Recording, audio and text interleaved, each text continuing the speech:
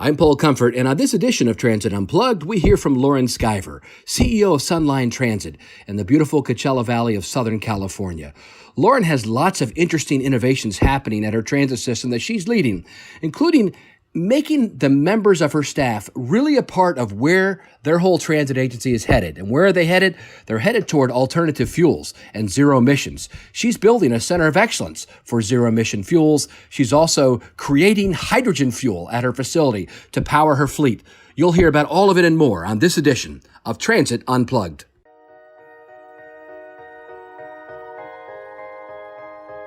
What does it mean to be a successful public transit agency? What are you doing to lead the way? It's time to learn from the top transit professionals in North America. This is Transit Unplugged with your host, Paul Comfort. Hi, this is Paul Comfort, your host of Transit Unplugged, and today I'm happy to have with us as our guest Lauren Skiver, who is CEO. Actually, she's been CEO of a lot of things. And we're old friends. She worked at the Maryland Transit Administration before I got there. Lauren, tell us about yourself, what you're doing now, and how you got there in California to this great gig you've got now. Well, I do have a great gig. SunLine is an amazing organization, and for a small transit agency, it's amazing all the things that are happening there. 315 employees, but most of which are scientists, really, and transit professionals. So getting there, though, was a pretty long journey. I mean, I got out of the military and needed a job, got a job at Hart, Hillsborough area. Hart was a fantastic place to work under a female CEO who really groomed me to become who I am today. So Sharon Dent, Okay, yeah. who was CEO, and at the time, one of very few female CEOs in the business, but a real groundbreaking person who really believed in bringing people up from her organization. And so, from a secretary, I decided I was going to be a CEO and moved around to do that, and which was not a bad thing. I mean, I don't have the opportunity to stay at an agency to retirement, which is a really great path in this business, but I actually moved 4 different transit agencies to move my career, and they were all fantastic in their own way. And I learned something from every one of them.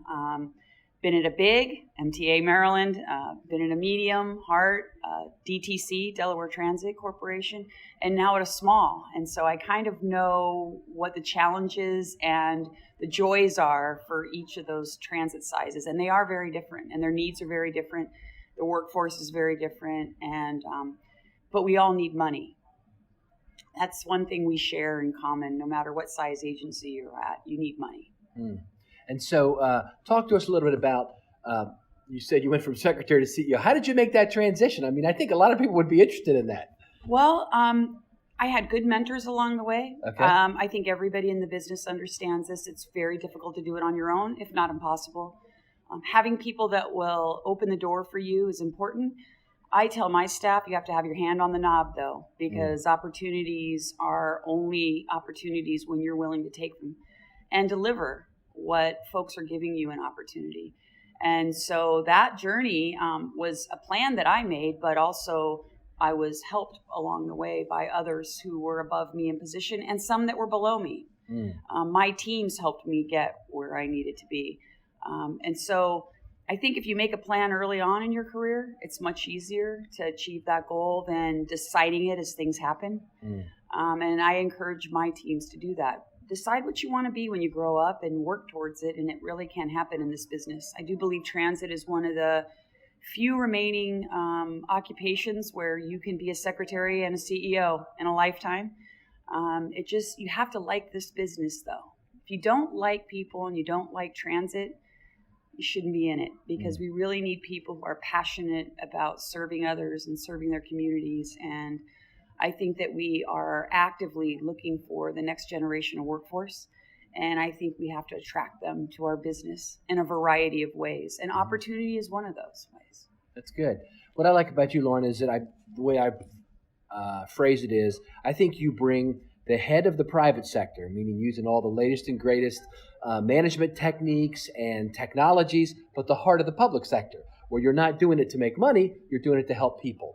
And you just described that's kind of how you moved up through the ranks, right? Yes. By having that head and that heart in the right places. So tell us about SunLine and a little bit more about the the system itself and what you're doing there and some of the cool stuff that I know you're doing with electrification. And I mean, you're really leading the nation in some of the stuff you're doing. Well, SunLine has actually researched and developed a hydrogen fuel cell heavy-duty engine. And there's a lot of infrastructure that was invested in. We make our own hydrogen. But what we really are trying to do now is take the technology that was developed in the U.S. So hydrogen fuel cell heavy-duty technology was really developed here in the U.S. and is being deployed in great numbers around the world, not in the U.S. And so how do we take something that we as Americans created, invested in, and have made work, and then make it work more generally for other communities? Hydrogen is a complex form of fuel, but not as complex as people think. A lot of people go back to the Hindenburg with hydrogen, and It's absolutely not the case in operating under that environment. So I think that what my agency is focused on is helping other transit agencies understand whether it's all battery bus, if it's hydrogen, what other new forms of clean fuel come out, that you can launch these, you can execute these projects, you can be prepared for it, which helps a lot. And you can successfully operate a zero-emission fleet. Board policy, preparation in the community, preparation in the workforce are all steps that sometimes we take little time in. We put in for a grant, we get the bus or buses, and then we go back and try to do the pre-work of, does our maintenance staff understand what we're doing? Have they been supportive of that? Have they been part of the decision? Has the board been a part of that decision and been made aware of what are the limitations, what are the cost factors? The excitement of getting a grant is the best part of the end of the project. The pre-work on putting the grant in is really where we have to concentrate our effort. And I think SunLine's been extremely successful in that way. We also ensure that our agency is the best technician of the technology we're buying. We don't require our OEM to babysit every part of launching a vehicle. Okay. I have folks that know how to produce hydrogen. They know exactly how our buses work. These are on-staff individuals, not just contracted help.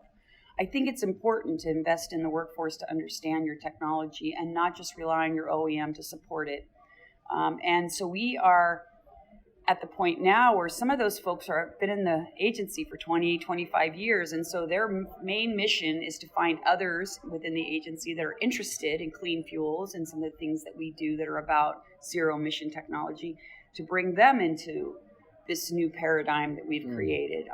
You can lose a lot of brain trust when folks who have been at the agency since the start of a new program begin to get to retirement age. And so we're actively working on keeping our fuels technology group, new folks coming in, attracting folks from colleges in the area who have a focus in environmental or in clean fuels.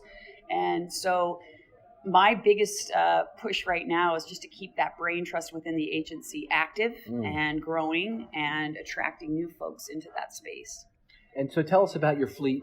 You have different types of fuels you use, and then tell us some about your agency, where it's at, who you serve, that kind of thing. Well, SunLine is one of the most unique fleet arrangements I've ever worked in, and it's just long-standing that you want to get the same kind of bus from the same manufacturer, reducing parts. We probably have 6 different gliders that we're running, 3 different fuels or energy sources, and we have a trailer for a parts room. So it's doable. It takes being creative. It takes being very active and not reactive on making sure we have correct parts, making sure we have the right technology, making sure our technicians understand. One day they're working on an all-battery bus. We run BYD all-battery buses. One day they're working on a hydrogen fuel cell. Soon they'll be working on 2 different forms of a hydrogen fuel cell, so Eldorado and New Flyer buses.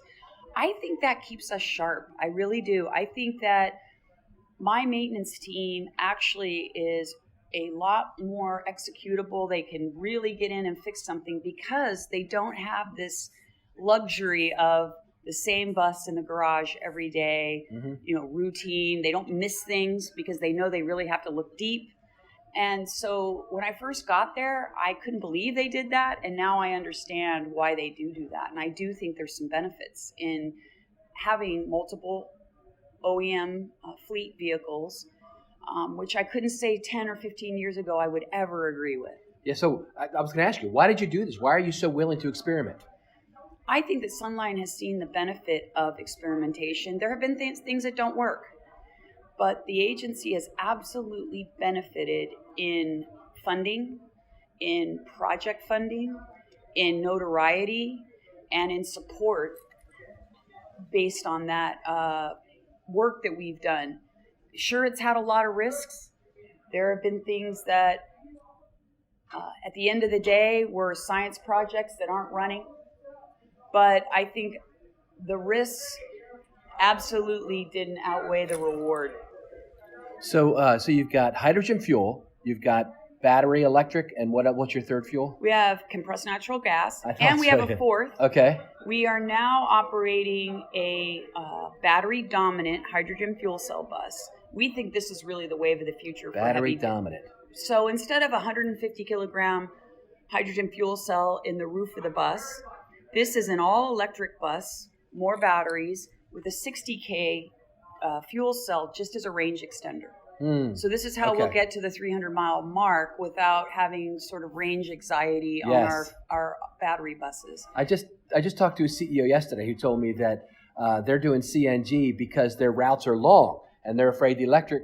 So having a dual fuel helps that, right? Right, and these are, again, these are research and development buses, the two that we're running. Okay. But it is mainly to see if we can really perfect this technology to give operators who have long routes another opportunity for a zero-emission bus. And then you still need hydrogen, obviously, yes, but not as much as in a purely hydrogen fuel cell bus with a small battery pack.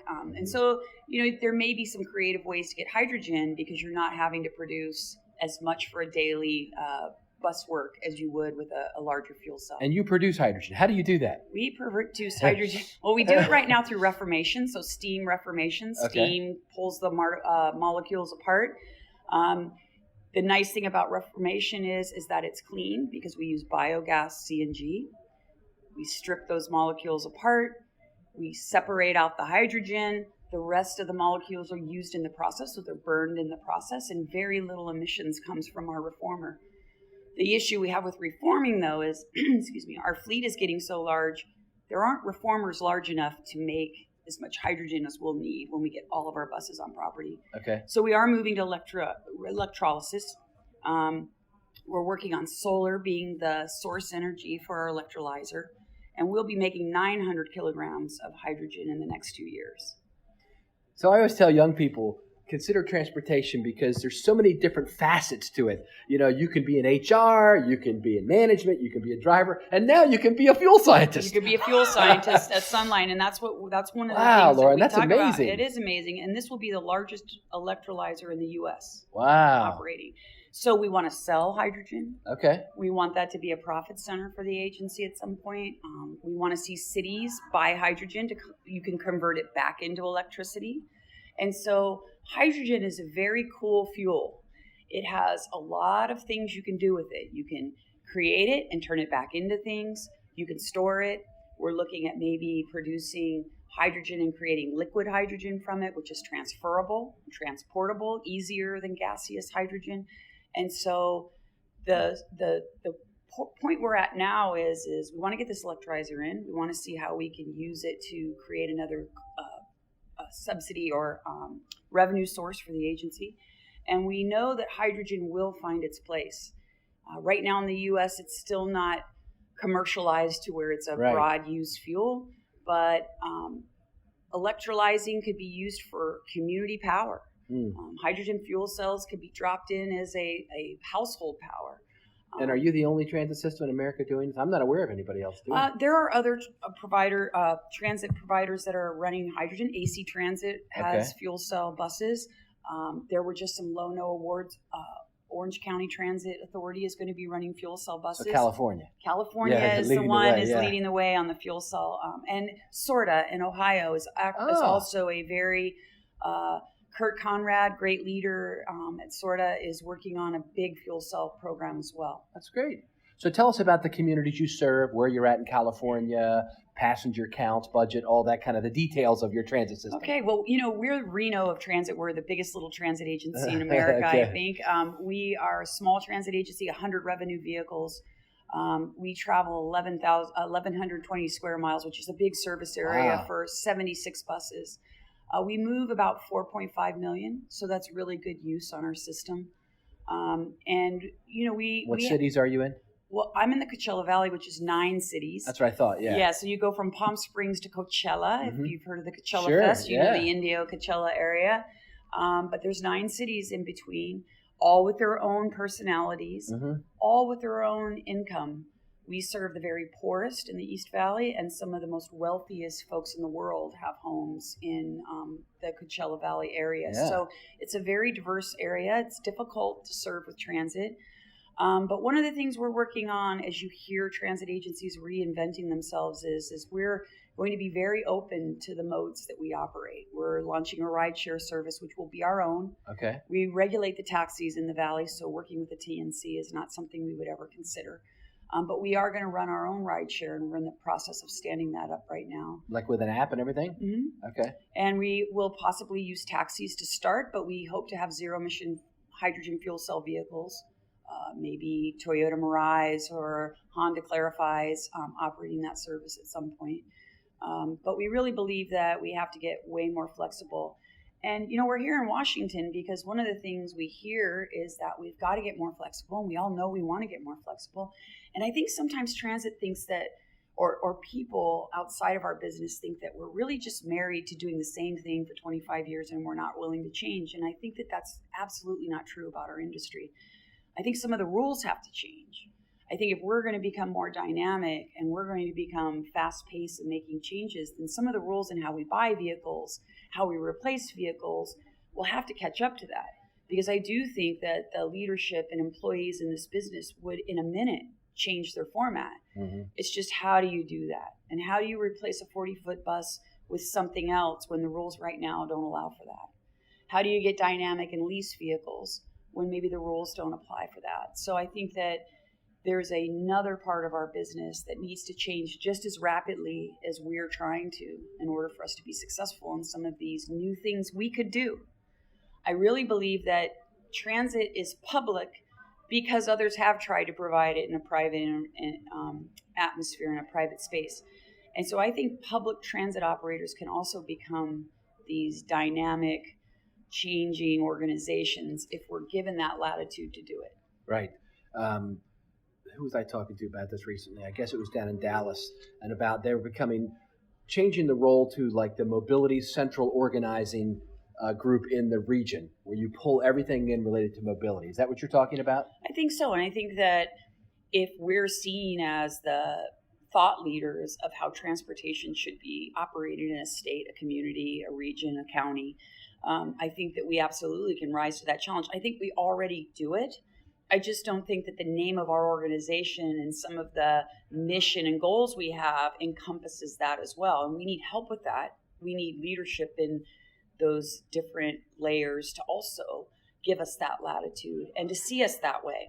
I think transit has to be able to talk that talk as well and walk it. And I think we're still working on that.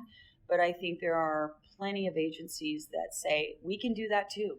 If you want us to be flexible, if you want us to have a complement or umbrella of services that are broader than what we have, we can do that. I think in the history of transit, we've always been saying, what do you want? We'll put it on the road. I mean, rubber on the road, rail on the road is what we do. And I don't think we're married to doing it the way we've been doing it in the last 5, 10, or 20 years. I think we've already shown that we could be flexible and move to the consumer beat that we have to move to at these, in these days and times. I recently heard you. I was in Palm Springs at another conference and heard you talk. I was very impressed about not only your innovations, but how you're handling the budget shortfalls that you have. We don't like to talk about it, but transit sometimes doesn't have all the money it needs, like you just said. So how are you addressing that as a CEO of a transit system in California? Well, I've unleashed my agency, and I think that when you unleash the folks that work in the agency, you can get a lot of great ideas and you can get a lot of movement on things that will improve the service, improve the budget, and improve your efficiency. I mean, we're really big on performance management. That's an old concept. That's not a new concept in the private world. It's a very new concept in public service and in public agencies. We track every cost center in our organization. And, MTA did that for a long time. It's been very valuable to my agency. We understand where we've spent money that is not necessarily improving the service or improving what we produce as a product. So our budget is something we're really focused on. We are focused on not selling what people aren't buying. I say that all the time. I hear my staff quoting me now saying that, That's so a I great know line. I say at every meeting when we're going to talk about something new, we got to stop selling what people aren't buying, because we're no different than a or private organization who is not making enough money to stay in business, and we have to look at ourselves that way. I talk to my union about that. If we keep selling what people aren't buying, there'll be less of us here. And I think that our union is a great partner. Our operators have given us fantastic ideas how to improve our service, and it's just been unleashing that. It's just been being very authentic about what's happening. We have two paths when our budget gets cut: slash service, lay off employees, or get dynamic, roll up your sleeves, and start thinking about a way to amend and change your service with a scalpel versus a hatchet. Mm-hmm. And so those are the ways we talk about SunLine. We had a $5 million shortfall this year. For a $35 million agency, that's not sofa change. That's a big amount of money. We overcame it. We made a service change that was not impactful to the employees or to our riders, saved about $1.3 million on that, and then we made some other efficiency changes to get our budget where it needed to be. We also, over the last 4 years, have built a reserve. So we had some time to scalpel change the service, not just go in with a slash and burn approach. Mm-hmm. So I think transit has to start looking that way. Building a reserve isn't easy for everyone. Doing it through performance management is possible. Creating a culture of excellence where everyone has to pull. Everyone has to pull and lean forward. They cannot just come to work every day. Also helps with getting an energized, passionate, and thinking organization that understands that we have to solve our problems together, and then we have to ensure that our customers get where they need to go. It's just happened there, and it's not all about me. It's about the folks there that we've empowered to lead the agency beyond the CEO's office. And tell us a little about your governance structure. You have a board of directors, and they are supportive of this approach. We have a board of directors, so we have 9 cities. The board of directors is a council person from each city, and then the supervisor of the county sits on our board. They are very supportive. Again, they represent a varied region of folks, and so they're very focused fiscally on us being fiscally prudent and minding our budget. But they're also supportive of all the cool things we do. We wouldn't be able to do it without them. And I just want to note to listeners, one of the things that's been the key to our zero emission program is we have a board policy passed in 1993 that says we will operate zero emission vehicles whenever possible. And we will teach others about how to do it. Gives me as the CEO, when you hear me going out and speaking, it's because it's part of my mission by board policy. That's great. To go out and talk about what worked and didn't work at our system, what you can do and what you should think about when you're going to do it. And I think if you want to start a zero emission program, or you already have, going back and getting a very short, doesn't have to be detailed, board policy that allows you to do these, allows you to experiment, gives the CEO and the agency some cover to go out and explore.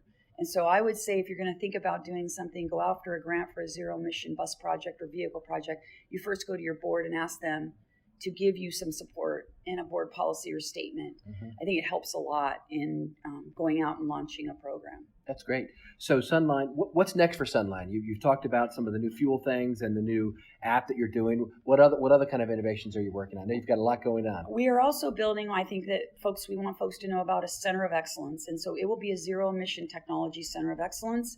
We're going to be building a brick and mortar training facility. It will have a large bay bigger than even needed for buses. We want dredge trucks, anything that's going to be zero emission or coming down the road. Over the road trucking is looking at some different technologies for zero emission. And so this center will be a place where we can train technicians, we can train the trainers, we can have OEMs are supporting it, meaning giving us diagnostic equipment and buses for technicians to work on. We also see it as a place where management can come to understand what do you need to do to procure zero emission buses? What are some of the things you might want in infrastructure? So that project is well on its way. We have curriculum already being developed in hydrogen fuel cell technology and battery bus. And we are working on creating the structure and building the structure in the next 18 months. Wow. Once that opens, I feel like it's going to be the new trade school of, the future.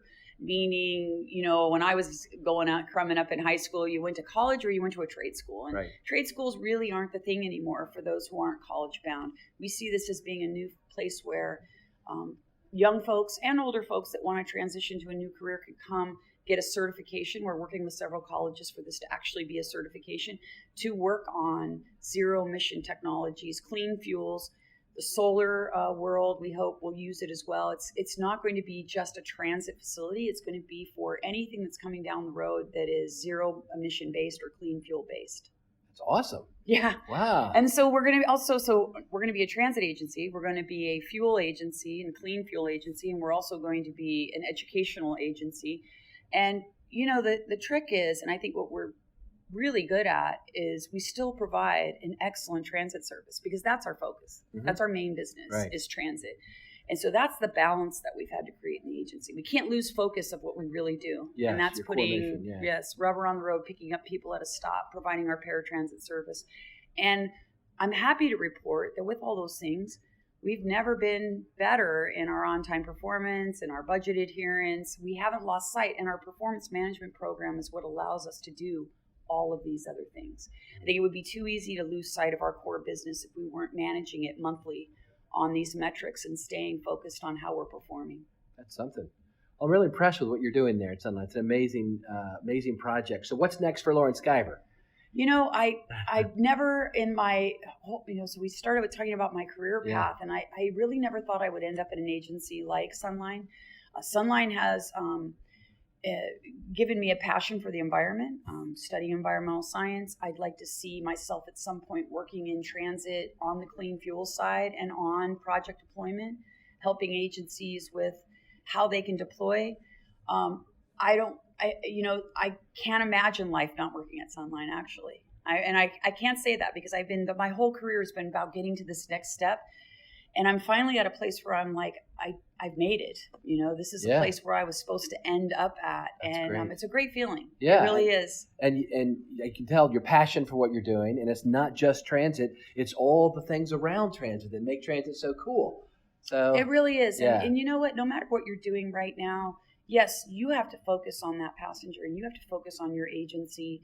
And the part of the agency you work in right now is absolutely your number one business. But don't forget to feed your passion. Don't forget to carve out time to do other things related to what you do every day that bring you joy. I think sometimes we forget that.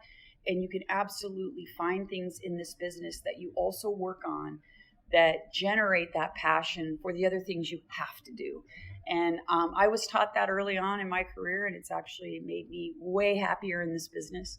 And it makes me feel good every day I walk into the office, which is sometimes hard, depending on what's happening. But if you can find a way to feed the passion you have for the business, even if it's something different than your everyday discipline, you will stay joyful and you will stay connected and engaged in what you're doing. Well, Lauren Skiver, thanks for being our guest today on Transit Unplugged.